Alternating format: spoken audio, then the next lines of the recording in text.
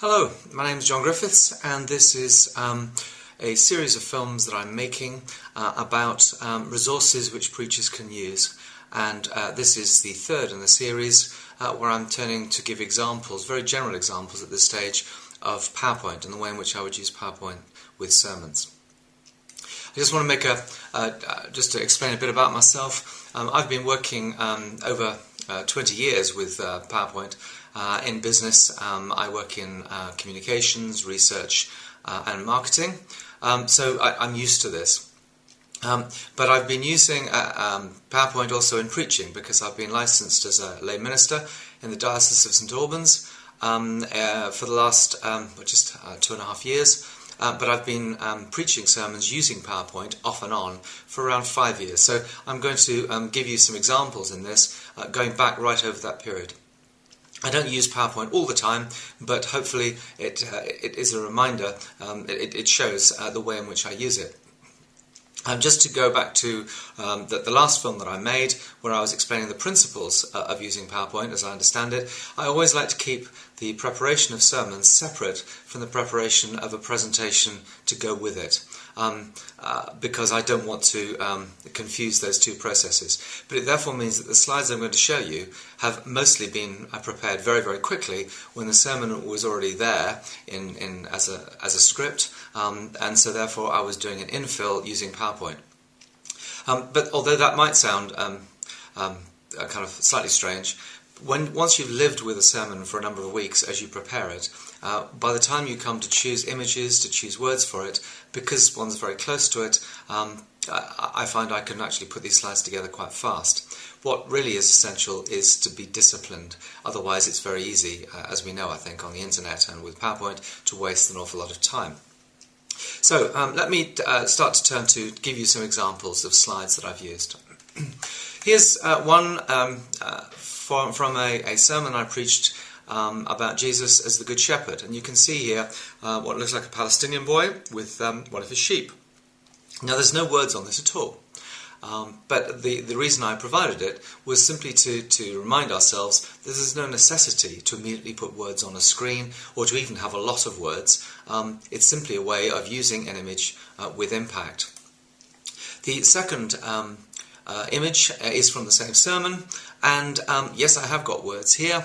I've used a paraphrase of the text from Luke 15, and I've used a Victorian image of the Good Shepherd.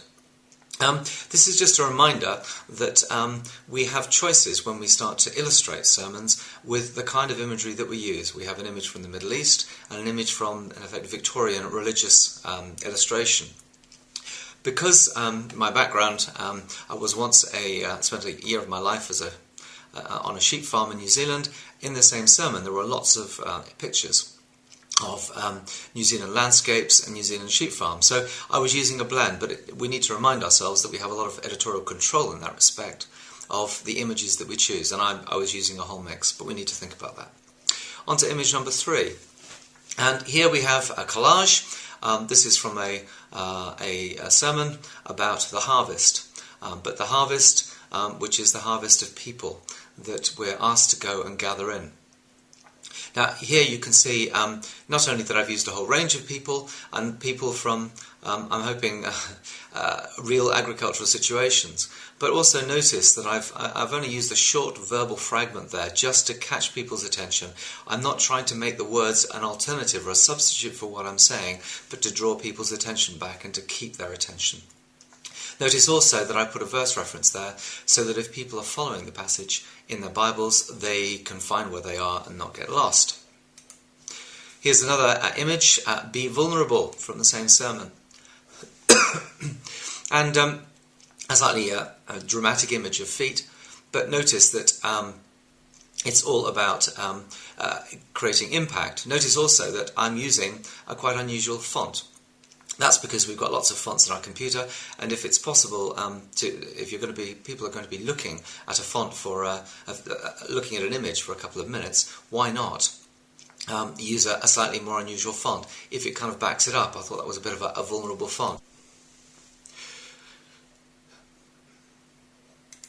Here's another one, which shows that again I've used a sort of a slightly unusual font, but hopefully it backs up this idea of the barley harvest. And again, I've got the verse reference there. The next one is, I'll go into more detail in the next film, but it's a reminder that we have the opportunity, when we use images as part of a sermon, to use pictures of the communities that we're preaching to and which we're drawn from. And so here's a picture of the children in the Sunday school, which I used as part of a sermon about being childlike. The next one is just a reminder that it's possible to use silhouettes quite dramatically to say something and then to put some more words inside it. The next image after that is quite a dramatic one. It's from the story of the man from Gerasa who was demonized, and it's a reminder that what he says to Jesus is very dramatic. Jesus, don't torture me. And I've chosen to illustrate that with a rather unusual image. It's basically a spoof based on the iPod campaign, but it's a protest ad made about the Abu Ghraib prison and some of the atrocities committed by the Allies in Iraq. Now, quite dramatic to be able to do that, but I hope it really reinforces a dramatic saying, and it gets the congregation thinking. That's why I chose it.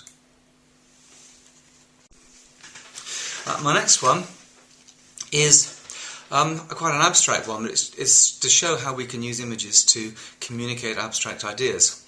It's showing two cable cars as a way of illustrating this deep truth that Jesus had to go back to heaven so that the Holy Spirit would come. And it's just a reminder that images are a really good way of being able to show something which is otherwise, it's an idea, but this, I hope, brings it to life.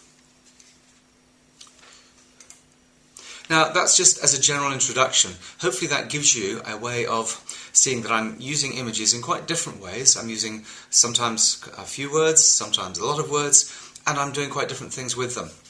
I'm going to be much more specific in the next film, where I talk about the specific principles, and I'll pick it up then. Goodbye for now.